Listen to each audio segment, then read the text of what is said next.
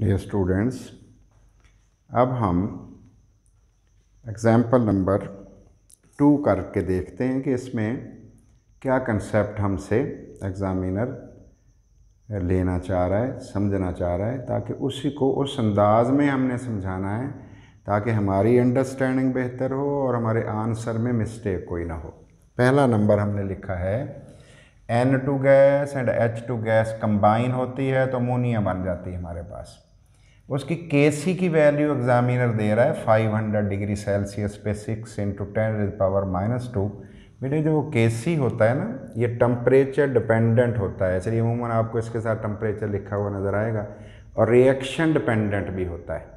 फिर कह रहा हूँ, रिएक्शन डिपेंडेंट भी होता है और बेटे टेम्परेचर डिपेंडेंट भी होता है। तो Kp की वैल्यू ढूंढनी है, पार्शियल प्रेशर वाला इक्विलिब्रियम कांस्टेंट, और मोल पर dm³ वाला जो हमारा इक्विलिब्रियम कांस्टेंट है उसकी वैल्यू दी हुई। तो देखते हैं इसमें क्या क्या चीज़ें हमें चाहिए। तो बेटे पहली बात, एग्जामिनर हमें कह रहा है कि आपने Kp मुझे फाइंड आउट करके देना है।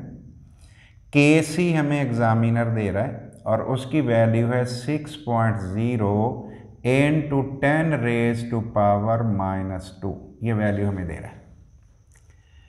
तीसरी बात हमें क्या चाहिए, हमें इक्वेशन चाहिए, और इक्वेशन हम लिख रहे हैं N2 गैस और इससे है 3H2 गैस, और इससे जो बना हमारे पास प्रोडक्ट बन रहा है वो हमें बैलेंस्ड इक्वेशन आती होती है इसकी, और 2NH3 गैस, ये वैल्यू हमारे पास आई।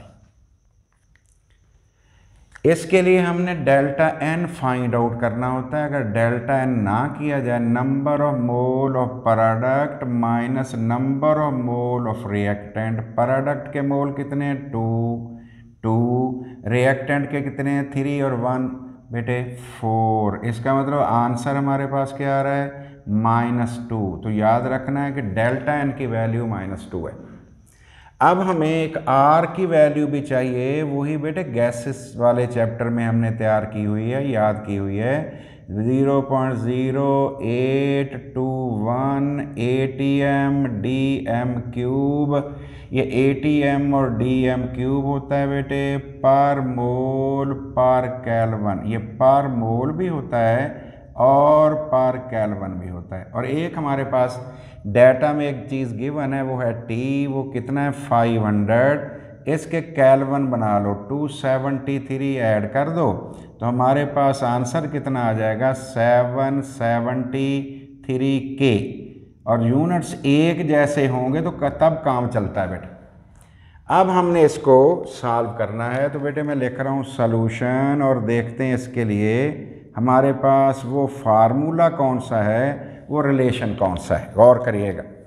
अप्लाइंग द रिलेशन, हम बेटे एक रिलेशन अप्लाई कर रहे हैं और वो रिलेशन हमने याद भी करना है। अप्लाइंग द रिलेशन, किस किस के दरमियान ये रिलेशन है? ये Kc और Kp के दरमियान है। गौर करिएगा बेटे, मैंने लिखा Kp = Kc, और नेक्स्ट मैंने मल्टीप्लाई किया RT से, और इसकी पावर क्या है बेटे? Delta N। डेल्टा N भी हमारे पास है, Kc भी हमारे पास है, सब कुछ हमारे पास अवेलेबल है। सारी वैल्यूज़ बेटे हमने पुट करनी है। कौन कौन सी जी?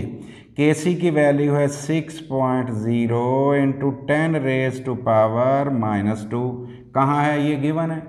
और बेटे इसको मल्टीप्लाई किससे हमने करना है? इसे मल्टीप्लाई करना 0.0821 से, और बेटे 773 से।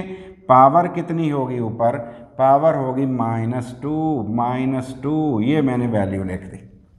अगर बेटे ब्रैकेट वाली चीज़ को मल्टीप्लाई आप कर लोगे ना, तो आपके पास इसका आंसर भी आ जाएगा मल्टीप्लाई करने के बाद।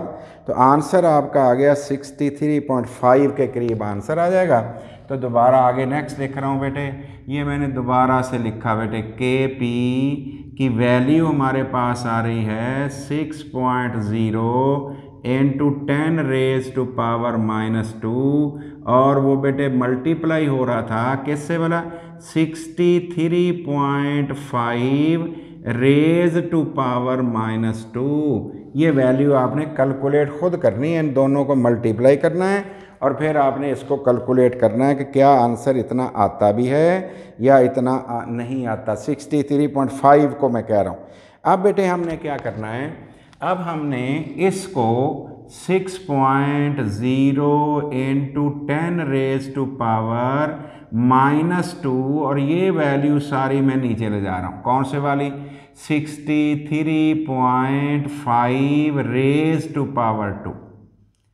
अब आपने क्या करना है बेटे, 6.0 इंटू 10⁻² डिवाइडेड बाई 63.5 इंटू 63.5 आपने सॉल्व करना है। एक स्टेप मैं मिस कर रहा हूँ, छोड़ रहा हूँ, और मैं इसका आंसर निकाल रहा हूँ KP इज इक्वल टू, इसकी वैल्यू कितनी आ रही है हमारे पास KP की?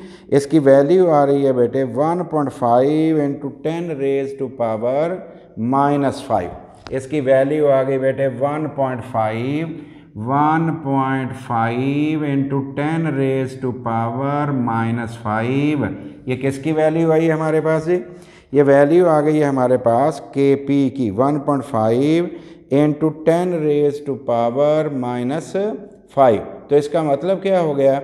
KP स्मॉलर है और बेटे इट मीन्स, इसका मतलब ये हुआ, इट मीन्स इसका मतलब ये है कि KC बिगर है किसके मुकाबले में? KP के मुकाबले में। और ये किन केसेस में ऐसा होता है? जिनमें number of moles of reactant ज़्यादा हों प्रोडक्ट के मुकाबले में। तो बेटे रिजल्ट हमारा क्या आ गया? रिजल्ट हमने लिखा है, रिजल्ट लिख दिया बेटे आगे, क्योंकि इसके नंबर होंगे ना। तो KP is equal to 1.5 into 10⁻⁻5।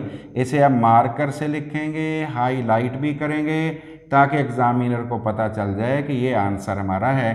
तो ये है इसका तरीकाकार बेटे एग्जाम्पल नंबर 2 को सॉल्व करने का। आप डाटा बनाएंगे, 1 नंबर आपको उधर मिलेगा, फार्मूला अप्लाई करके वैल्यूज़ पुट करेंगे, आपको 2 मार्क्स मिल जाएंगे। कैलकुलेशन करके आंसर आप फाइंड आउट कर लोगे तो आपको 1 मार्क और मिल जाएगा। तो बेटे टोटल 4 हो जाएंगे। तो केयरफुली करेंगे, हर स्टेप खुद करिएगा और कैलकुलेट करने के बाद जायज़ा आपने लेना है कि ये बातें ठीक भी हैं कि नहीं। इसको देखेंगे तो फिर और बेहतरी की तरफ हम चलते जाएंगे। Thank you very much.